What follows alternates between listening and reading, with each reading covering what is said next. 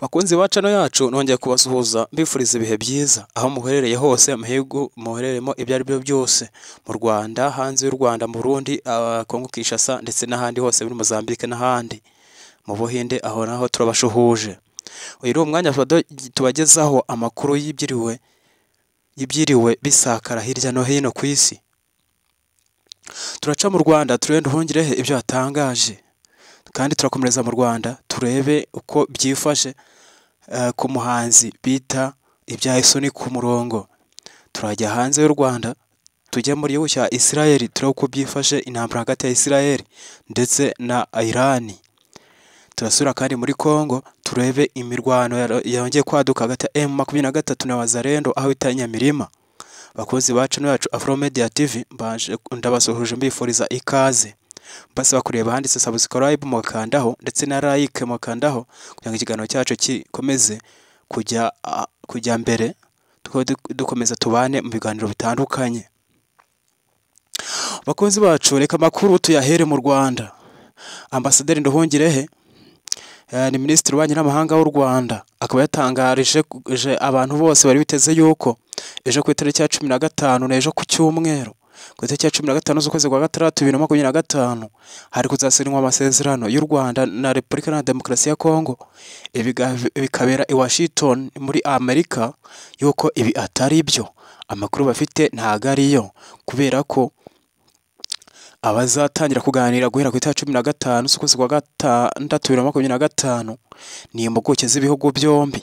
Izo mpuguke z'ibihugu byombi ni Repubulika ya Demokarasi ya Kongo ndetse n'iy'u Rwanda, zikazahurira muri Amerika aho ibiganiro bizayoborwa na Leta Zunze Ubumwe za Amerika. Hanyuma abangaba bamara guhura nibwo bazemeza ibivuye mu byo bemeranyijweho kugira ngo bizategurire amasezerano nyakuri. Ambasaderi Nduhungirehe yatangaje yuko bigomba kuba amasezerano nyakuri atagamije kuba acagase, ahubwo ari amasezerano yuzuye. Harabukatangaza yuko ibi ngibi bisobanura yuko nta nzira z'ubusamo zizabaho, ahubwo hazabaho amahoro, gusinya amasezerano y'amahoro nyayo. Ambasaderi Nduhungirehe arasubiza abinyamakuru byinshi bigiye bitandukanye byari bizi yuko ejo ari amasezerano ari amasezerano final cyangwa se amasezerano ya nyuma yo gusinya amahoro, ariko ntago ariko bimeze. Yabikizeho umucyo avuga yuko ariho aho impuguke z'ibihugu byombi zizatangira ibiganiro, hanyuma byazarangira neza bikazahita bitegurira gusinya amasezerano y'amahoro. Ibi Nduhungirehe akaba yabitangarije ikinyamakuru Igihe kuri uyu munsi ku itariki 14 z'ukwezi kwa gatandatu umwaka w'2025. Nduhungirehe akomeza avuga yuko byanze bikunze ahangaha hashobora kuzava igisubizo nyacyo niba impande zombi zifitemo ubushake. Ambasaderi Nduhungirehe yavuze ko abari bategereje ko ari amasezerano azasinywa ejo ibyo baba babyibagiwe, kuko ibyo bitaragerwaho, ahubwo hazatangira amasezerano hagati y'impuguke zombi, hanyuma ibiganiro bikazayoborwa na Leta Zunze Ubumwe za Amerika. Amakuru yacu kandi tuyakomereza mu Rwanda, aho umuhanzi cyangwa se umuhanzi uririmba indirimbo zo guhimbaza Imana, uyu bamwita Ibya Isoni ku murongo, cyangwa se n'uwo bita Nzabahayo Silas. Uyu nguyu ku itariki ya 10 akaba yagejejwe mu rukiko, yagejejwe imbere y'urukiko ku itariki ya 10, urukiko rwa mbere rwa Nyamata, aho uyu mugabo akurikiranyweho icyaha cyo gufata ku ngufu no kurateye inda umwana utagejeje imyaka. Biravugwa yuko uyu mugabo Nzabahayo Silas yateye inda umwana w'imyaka 17, akaba ari umukozi yamukoreraga, aho ndetse uyu mukozi yanabyaye. Urukiko rwatangaje yuko rubaye rufunze uyu Nzabahayo Silas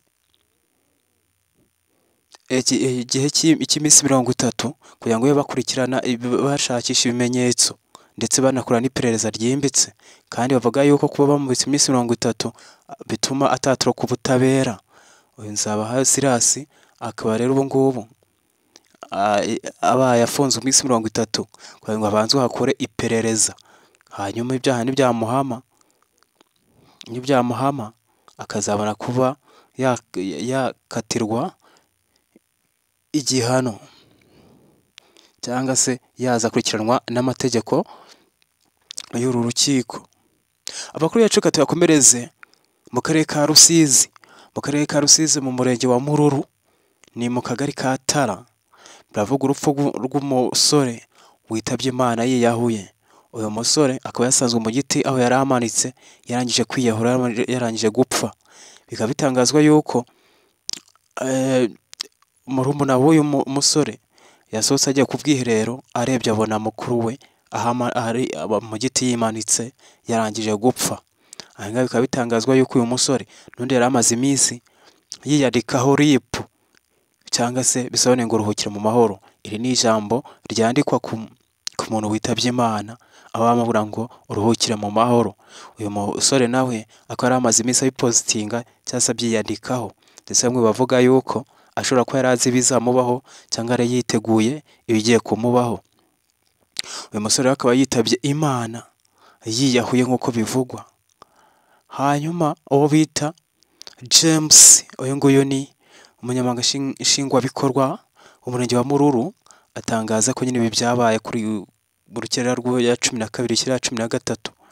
Aho iyi nkuru nyine yatangajwe yuko umusore yiyahuye cyangwa se yapfuye yiyahuye. Bavuga yuko kandi uwo musore akazi ke yakoraga kwa rukuranguza inzoga, aho yacuruzaga nyine inzoga ziranguza, aho bavuga yuko yanahawe n'amadolari agera ku 100 n'umukongomani.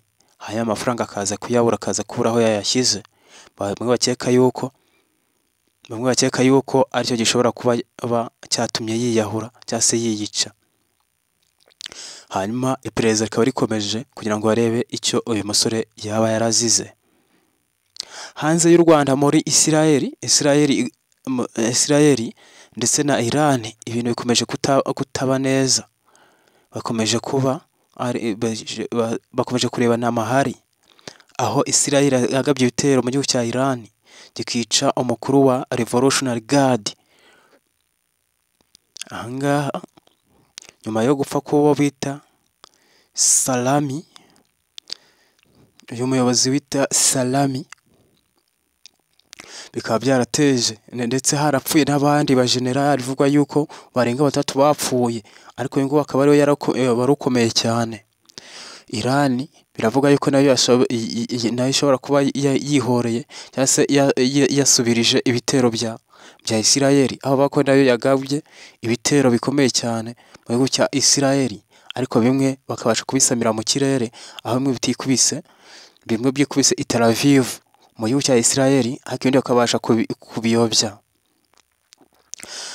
Aha ngaha rero bamwe bakaba batangaza yuko ibihugu bishobora kuzazinja mu ntambara ikomeye cyane, ndetse yeru ikazagera hirya no hino. Leta Zunze Ubumwe za Amerika, Donald Trump akaba atangaza ko ibi ngibi Netanyahu yabikoze ku giti cye, hatarimo akaboko ka Leta Zunze Ubumwe za Amerika. Kandi Leta Zunze Ubumwe za Amerika ikaba yabwiye abaturage bayo badakeneye bari mu bice bya Iraq n'ahandi hegereye bino bihugu kuba bavuye bagahita bataha bajya muri Amerika byihuse. Amakuru yacu reka tuyakomereze mu gihugu cya Kongo, aho amakuru atugera avuga yuko aho biti Nyamirima M23 yongeye kurwana na Wazalendo. Angara ko hari ku masaha ya saa 11 kuza mukawiza mu gitondo, aho barwanye amasaha atarenze 3. Angaha M23 vuga ko yari yagabye igitero, hanyuma Wazalendo bakagisubiza inyuma, ariko ntabwo biramenyekana umubare baguye muri iki gitero. Nshuti bakunzi ba channel yacu mu muyoboro wacu bita Afro Media TV, reka tube tubaseziyeho. Amakuru yacu nakagaruka tuzongeye duhure ku munsi w'ejo. Mugire ibihe byiza.